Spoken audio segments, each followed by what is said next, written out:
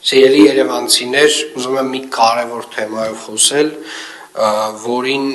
պարբերաբար դուք միգուցե առնչվում եք, եւ խոսքը վերաբերում է ավտոտնակների կարգավիճակին։ Մենք պարբերաբար ստանում ենք ավտոտնակների, մետաղյա ավտոտնակների կամ որևէ տեսակի ավտոտնակների տակի հողի օրինականացման հայտեր, ինքնական շինությունների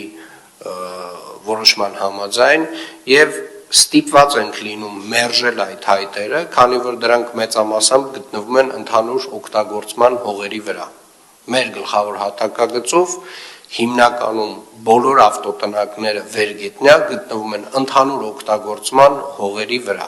Եվ ընդհանուր օգտագործման հողերի վրա մենք ուղղակի հնարավորություն չունենք ինքնական շինություններ օրինականացնելու։ Եվ բացի այդ, երբ մենք ստանում ենք այդ հայտերը ինքնական շինությունը օրինականացնելու եւ ստիպված մերժում ենք,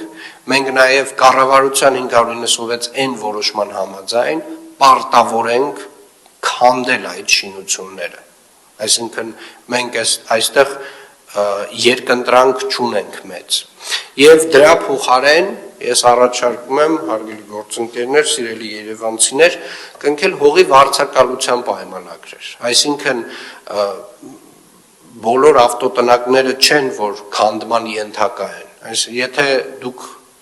կնքեք վարչական շրջանի հետ հողի վարձակալության պայմանագիր ձեր գործող ավտոտնակի համար, դուք այդ ավտոտնակը կկարողանաք շահագործել այս տրամաբանությամբ։ Եվ եթե դուք դիմում եք ինքնական շինությունը օրինականացնելու համար, մենք ստիպված ենք լինում մերժել, քանի որ դրանք մեծամասամբ գտնվում են ընդհանուր օգտագործման հողերի վրա, եւ մենք ստիպված ենք լինում հետագայում քանդել նաեւ այդ ավտոտնակները։ Եվ խոսքը չի գնում միայն այն ավտոտնակների մասին, որոնք որ բակերում են եւ մենք այդտեղ խաղահրապարակ ենք սարքում։ Մենք ուղղակիորեն այլընտրանք չենք ունենում, քանի որ կառավարության որոշումը մեզ որևէ այլընտրանք թույլ չի տալիս։ Եթե համայնքային հողի վրա ինքնական շինությունը չի օրինականացվում, որը որ բացատրեցի մենք դրա հնարավորությունը չունենք ընդհանուր օգտագործման հողերի դեպքում, մենք ստիպված պետք է քանդենք այդ շինությունը։ Եվ դրա համար խնդրում եմ, հորդորում եմ այս ինֆորմացիային ականջալուր լինել եւ ավտոտնակների օգտագործումը ապահովել վարձակալության հիմունքներով, որպեսզի մենք էլ ստիպված չլինենք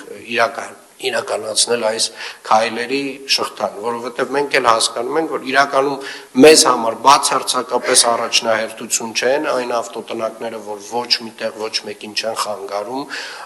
չգիտեմ, խաղահրապարակ փոխարեն չեն, բայց նաև մենք ուղղակիորեն այլընտրանք չենք ունենում, քանի որ եթե մենք ստանում ենք ինքնական շինության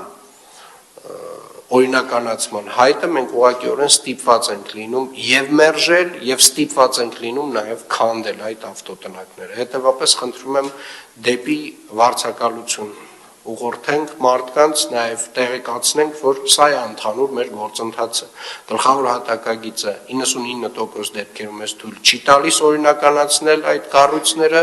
եւ կառավարության որոշումն էլ իր հերթին մեզ պարտադրում է հետո